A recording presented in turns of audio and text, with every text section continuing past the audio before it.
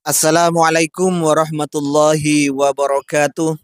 Alhamdulillahi alal in'am wa syukru lahu alal ilham wassalatu wassalamu ala sayyidina Muhammadin asyrafil anam wa ala alihi wa sahbihi as-sadatil a'lam amma ba'du. Semua teman-teman yang nonton video ini saya doakan semoga menjadi orang-orang yang beruntung baik di dunia ini lebih-lebih kelak di akhirat nanti. Amin Allahumma amin. Baik untuk orang-orang Wahabi, terutama untuk Heri Pras, Cahaya Hidayah dan lain-lain ya. Orlaib Muslim, Lampai Channel dan lain-lain semuanya lah orang-orang Wahabi yang selalu gembar-gembor kembali terhadap Al-Qur'an dan Sunnah ala fahmis salaf. Salaf di sini adalah para sahabat. Tolong buktikan sekarang. Pendapat Ustadz pujaan kalian, doktor kalian, Anda kan pengagum gelar.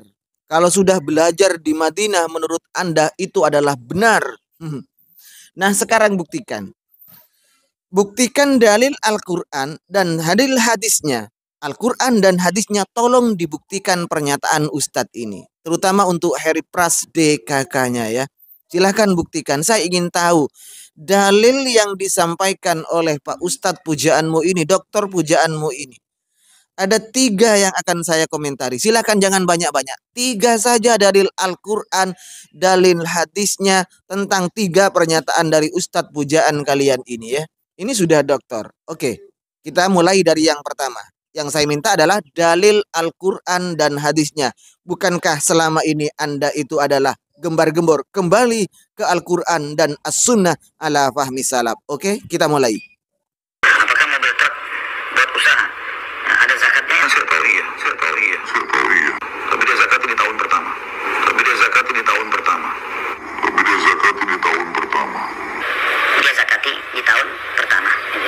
Setelah itu tahun kedua tinggal hasilnya saja. Nah, Anda dengarkan orang-orang Wahabi. Pak Doktormu ini menjelaskan jika truk digunakan untuk usaha, apakah wajib zakat? Maka wajib dizakati pada tahun pertama saja. Setelah itu hasilnya saja yang dizakati. Nah, untuk orang-orang Wahabi pengagum gelar, pengagum doktor lulusan Madinah, terutama untuk yang komentar dan lainnya, Heri Pras, Cahaya Hidayah, Orlaib Muslim, Lampai Channel, siapapun pengagum Pak Doktor ini ya. Gini, tolong buktikan referensinya pada kami. Dalil Al-Qur'annya mana, dalil hadisnya mana yang menjelaskan sebagaimana Pak Dr. Khalid Basalamah, yang sesuai dengan penjelasan Pak Dr. Khalid Basalamah itu. Artinya truk yang digunakan untuk usaha wajib dizakati pada tahun pertama. Setelah itu tahun-tahun berikutnya hanya hasilnya saja. Kami butuh dalil Al-Quran, dalil hadis sebagaimana kuar-kuar Anda selama ini, jargon Anda selama ini, semuanya ini ya, kembali ke Al-Quran dan Sunnah ala fahmi salaf. Buktikan kepada kami. 1. Dan yang kedua ini, dengarkan lagi. Yang terakhir ketika berwudu ada orang pada saat membasuh kepalanya dia hanya membasuh di keningnya saja. Apa sah sholatnya? Setahu saya sah saja, karena membasuh kepala bagian daripada sunnah. Ya, bagian daripada sunnah. Yang merupakan rukun wudu itu adalah wajah dan tangan sampai siku. Sebagaimana kalau kita tayamum ya. Yang lainnya sifatnya itu sunnah muakkadah yang lebih kuat dari pendapat para jumhur ulama. Kalian semua orang-orang Wahabi dengarkan penjelasan dari Pak Doktormu yang kau puja-puja ini. Jadi yang menjadi rukun wudhu hanya 2, yaitu membasuh wajah dan kedua telapak tangan. Yang lainnya itu adalah sunnatun muakkadatun menurut jumhur ulama. Lagi bawa-bawa jumhur ulama. Silahkan buktikan ini kepada kami ya. Terangkan kepada kami penjelasan Pak Dr. Khalid Basalamah itu. Dalil Al-Quran, dalil hadisnya berdasarkan pemahaman para sahabat. Bahkan Pak Doktormu itu bawa-bawa pendapat jumhur katanya. Silahkan.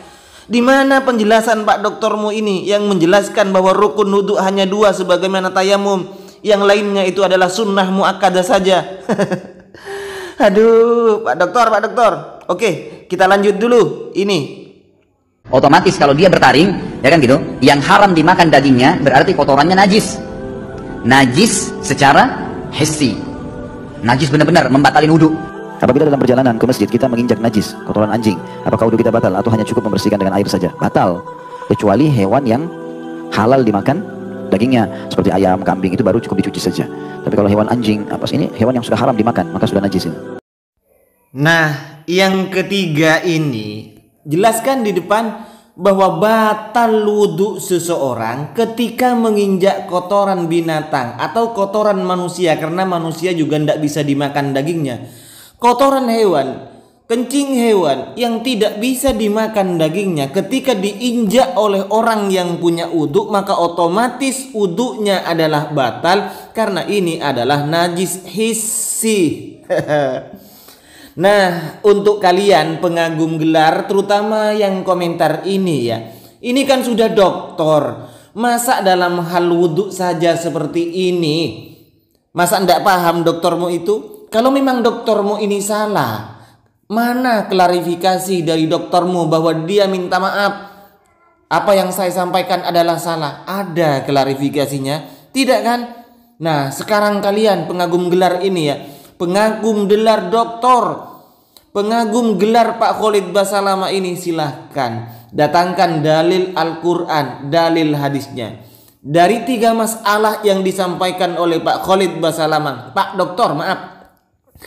Doktor Khalid Basalamah LCMA, ini sudah doktor lulusan sana Arab Saudi ya.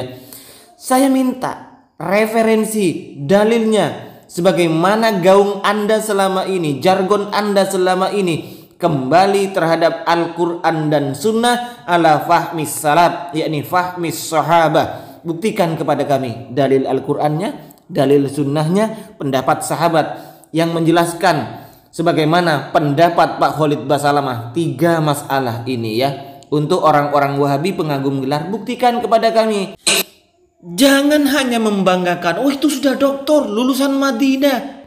Walaupun lulusan mana saja, walaupun gelarnya sudah dari sini sampai 1 kilometer, gelarnya itu panjangnya, tapi kalau masalahnya sekarang fatwanya dhalun mudillun, sesat menyesatkan. Karena yang sesat menyesatkan itu ketika berfatwa, ketika menyampaikan hukum agama ini yang tidak sesuai dengan Al-Quran dan Sunnah, apalagi ini masalah ibadah, kemudian tidak kembali ke Al-Quran dan Sunnah, inilah yang sesat dan menyesatkan orang-orang Wahabiyah.